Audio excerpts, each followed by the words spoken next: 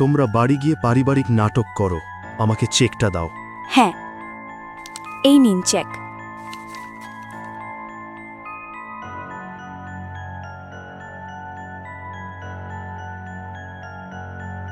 মম, কবির আসলে যেমন তুমি ভাবছো তেমন না।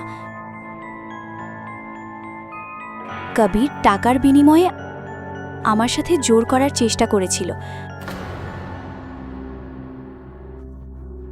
আর যদি গৌতম ঠিক সময় না আসতো তাহলে তার প্ল্যানে সফল হয়ে যেত।